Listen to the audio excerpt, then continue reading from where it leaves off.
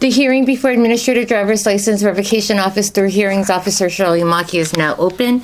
Today's date is March 25th, 2024, and the time is 9:34 a.m.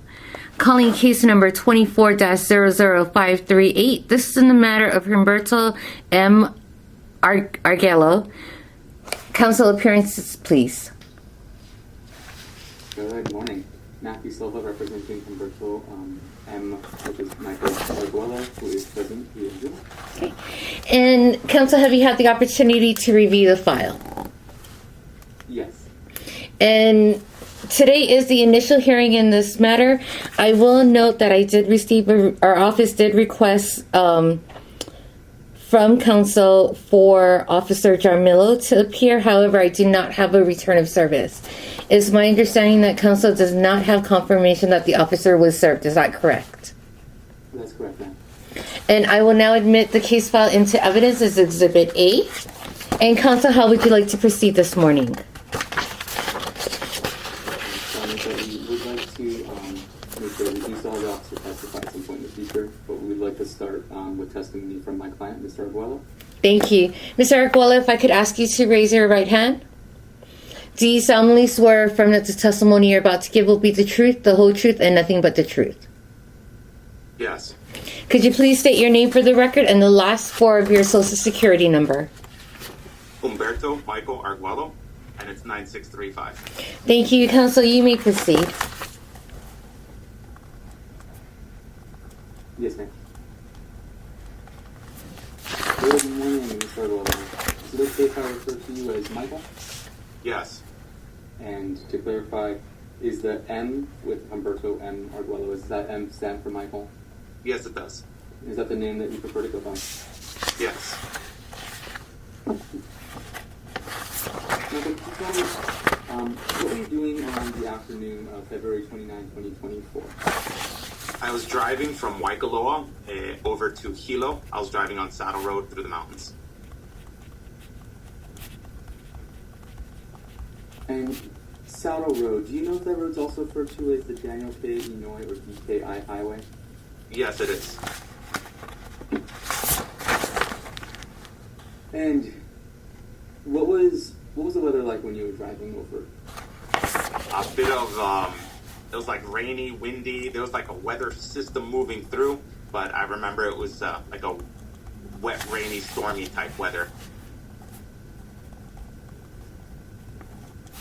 And was it windy? Yeah, it was windy. It was very windy. Did anything happen while you were driving to Hilo on that day? Yes, I was pulled over by the police. And what do you recall from that? Do you recall which direction the police officer came from? Well, I was driving towards Hilo, so I was driving eastbound, so they came up behind me.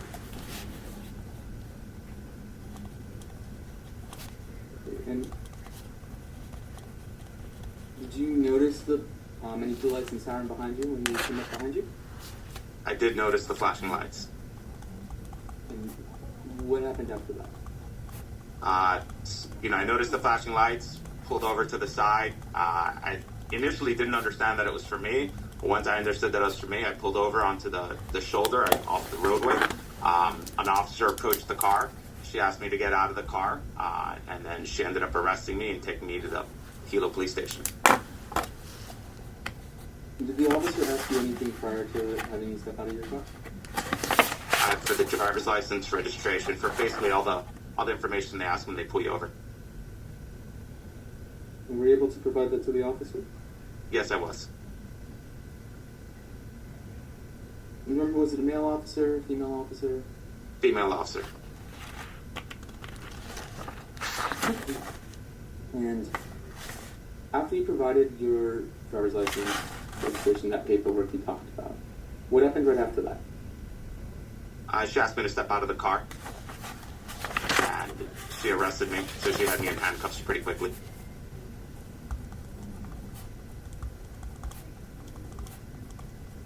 At any point when you were still out by your car on the side of the road there, did the officer ask you to participate in standardized field sobriety tests? No, she didn't ask me to do like a walk or anything like that. She also didn't have a breathalyzer on her. Like, she didn't ask me to do anything. She just arrested me, threw me in handcuffs, and had me go into the back of her car.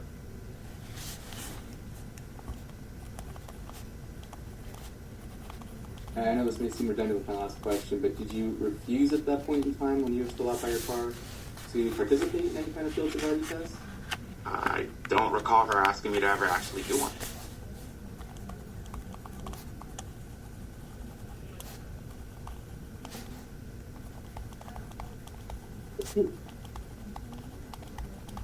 And did the officer tell you anything when she put you under arrest? Did she say anything about the arrest itself? I don't recall the details of that. Sorry. Okay. And do you know if the officer explained to you, like, did she tell you that she was not going to do any kind of test like that for some kind of reason? No, I don't. I don't recall her discussing that. I just remember she had me in handcuffs really fast, and that I didn't do like any walk. She didn't really ask me to do anything like that. And after that, were you transported to the Hilo police station? Yes, I was. And what do you recall happening next at the Hilo police station after you were taken there? I spent quite a bit of time at the Hilo police station. I went there. They had me handcuffed to it's like a jail inmates area where it's concrete walls. There's a glass wall with a vent in the middle, and then you talk to somebody on the other side.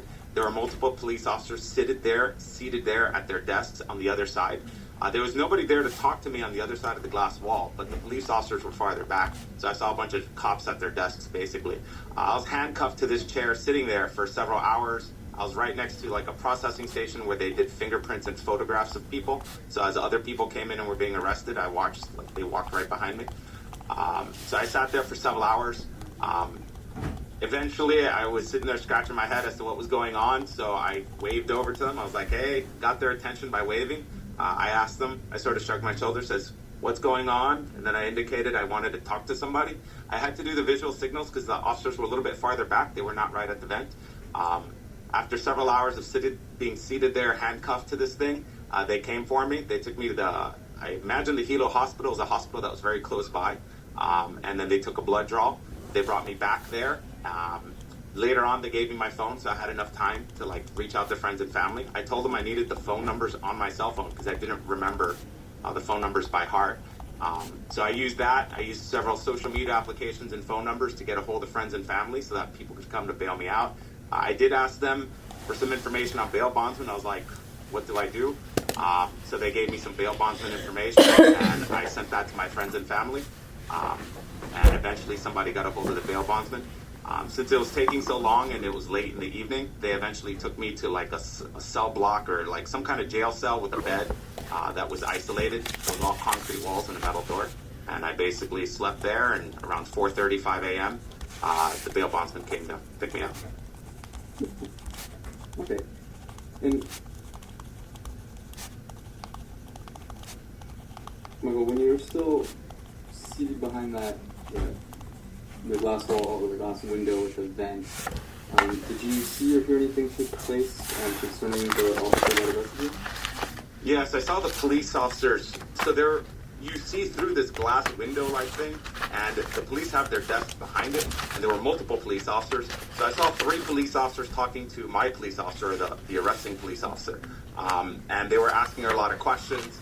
At one point, they seemed to be having a heated discussion because they asked her questions multiple times. I remember hearing her say that she pulled me over because of bad odor. And then they asked her this 3 times, and she actually got kind of loud. It sounded like she was having an argument. She was getting kind of pissed off. So they were just sitting there like, you pulled them over that. Another discussion I remember them having, they were asking me is, why did you stop him initially? And then she said I was like swerving inside of the roadway. So I heard those 2 conversations, and she had to repeat herself multiple times. She got mad a couple times because she had multiple other police officers asking her questions. I didn't hear every last detail of the conversation because they were not sitting at the vent. I just remember hearing the parts where she got really mad and raised her voice.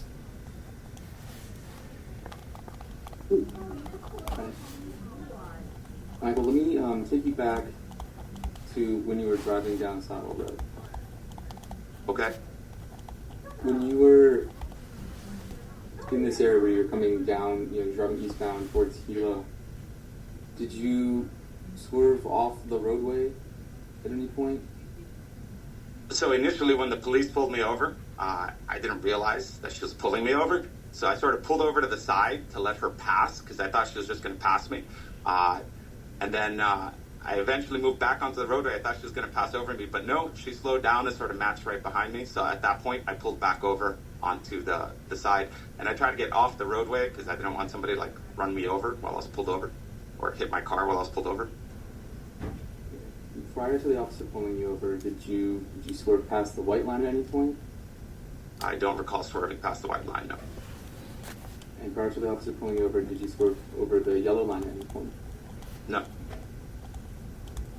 And prior to the officer pulling you over, did you swerve like off the paved roadway at any point? No.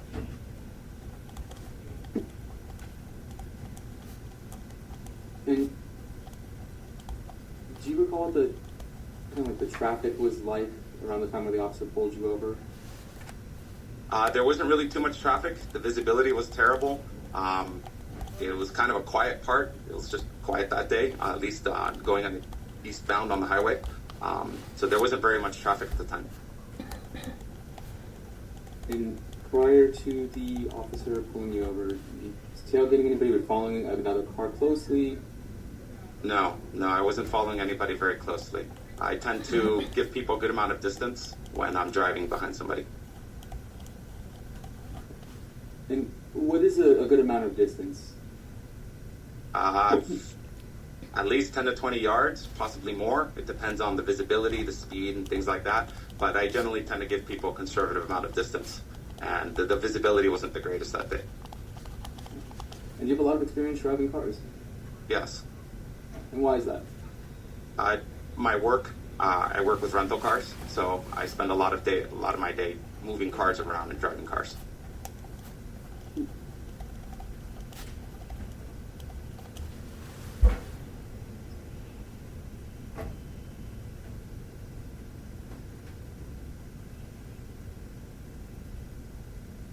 Michael, back at the police station, do you recall if the arresting officer asked you to participate in Saturday's field sobriety test there? I do not recall them ever asking me to participate in like a walking test or anything like that, which is the field sobriety test. They never did that. At the police station, the only thing they ever asked me to do was to participate in processing, so like fingerprints and photographs, and I refused to participate in that. I also refused the blood draw when they took me to the hospital. I didn't realize they were taking me to the hospital until we were there, but once we were there, I told them, and the nurse was there present, I told her I did not consent to this. So the nurse was present there as a witness with 2 police officers, and I told them I didn't consent to it.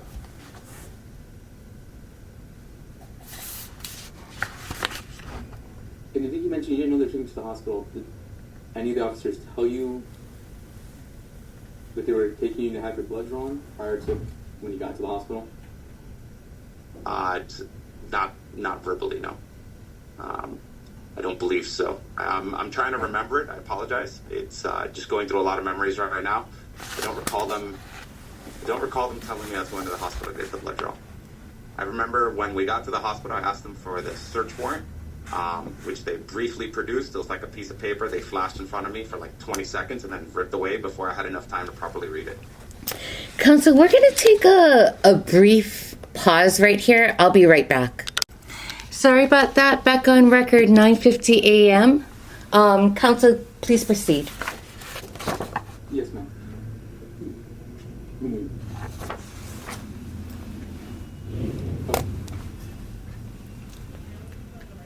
Michael, do you recall sitting down with the arresting officer and going through a bunch of papers at the police station at any point?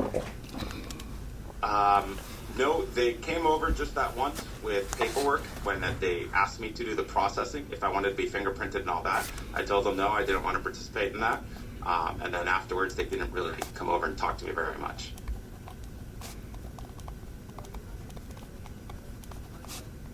Michael, did you refuse to sign any kind of paperwork for the ADLRA at the police station? I didn't pay attention if the paperwork said ADLRO specific. Guy came over with paperwork, asked me if I wanted to be processed with like fingerprinting and photographs. I said, no, I don't want to participate in anything like this. Afterwards, they basically took off. But he may have had other paperwork that I just didn't even look at.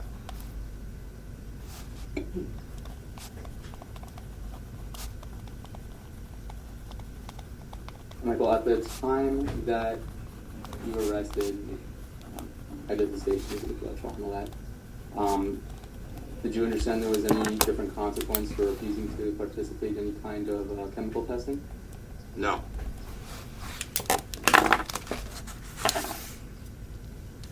I think that's all I've got for you for right now. I have a few questions, Counsel. Mr. Aguilar, when you say it was windy, how windy was it? For driving conditions, for what I was driving like a two-wheel drive Nissan Altima, which is very lightweight. It gets pushed around. It was pretty windy. It was pushing up. The wind was pushing on the car. It's one of those things where you have to compensate for the wind's effect on the car. And I was also driving through the mountains where it'll be flat still 1 minute, and then the next minute it'll be gusting really hard because the wind channels right through the valleys and the mountains. So it was actually blowing pretty hard at times, and it was pushing on the car. And when you say it was rainy, was it the kind of intermittent type of rain where you need that intermittent speed? Did you have your windshield wipers going full blast, if you remember? No. It was like, it didn't have the windshield wipers going full blast. It was like a misty, rainy type thing. Part fog, part rain type deal. It wasn't like heavy duty rain nonstop. But yeah, it was just like really poor visibility with wind. It was like a weather system rolling through, moving on through. Did you have to have your headlights on while you were driving? Well, the visibility was kind of poor, so I seem to recall. I'm trying to remember if I had the headlights on. I think I did. The visibility wasn't the greatest. And do you recall the speed you were going at? I recall driving the speed limit. So I'm pretty sure I was driving 55. I'm pretty sure I was in a 55 zone. Okay. I don't recall sitting there paying attention to that. I just remember paying attention to speed limit signs and following according to the variations. So you didn't have to slow down or go a little slower because of the visibility or weather conditions? I mean, there was enough visibility where you could drive. I wasn't to the point where you had to drive 20 miles an hour. It wasn't quite that extreme. It was not London fog type weather, but it was poor visibility. Okay, and you said that a guy had, at the police station, a guy had presented you with some forms. You called them processing forms, I believe, and fingerprinting. Was that not the officer that arrested you? Was it a different officer? I recall actually a different officer, other than the arresting officer. I recall a different officer, a taller, heavier, much fatter, and he had a bunch of paperwork. Okay, and it was a male as opposed to a female, right? Yeah, it wasn't the arresting officer. It was a different officer. Okay.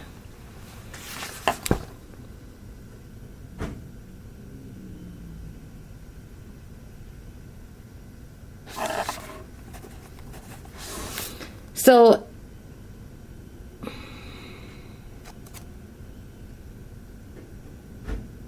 now from where you were, you're describing where you saw there was a vent and a glass, and you saw other officers beyond that. From where you were, how many feet would you say it was? That is just how far were the officers back from the glass window type thing? No, from where you were. Ooh. So this is difficult to estimate. Like, I don't know the far side of it, but I would say I'd say it's probably 10, 15 feet. Okay. I was going to say at least 10 feet. I'd say 10, 15 feet or so.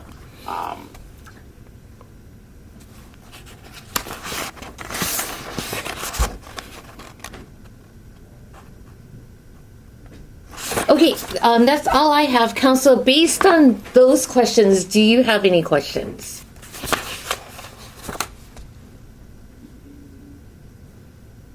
No, ma'am. Okay. Thank you so much for your testimony, Mr. Aguilar. Counsel, I noticed that you had requested a subpoena for a Sergeant Wendell Carter. Is your offer of proof that Sergeant Carter was that officer that was present, that presented your client with those forms? So I don't know 100% to tell you that, ma'am. But that is part of what was in my request, is that I understood at least that he was the on-call rank that was present at the station that the other officer in her report that Adolero has, it said that she conferred with. So I don't know for sure if he was the one who came up with the paperwork, but that was partly why. So your offer of proof is that Sergeant Carter was there present on duty on February 29, 2024, and would have credible testimony as it relates to the officer's assessment or credibility. Yes, ma'am. Okay, you know what? I will grant that request for the subpoena for Sergeant Carter.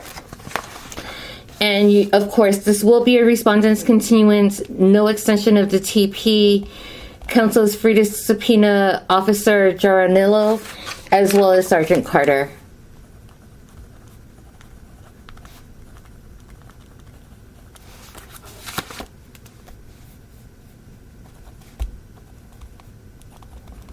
Is there anything further, counsel?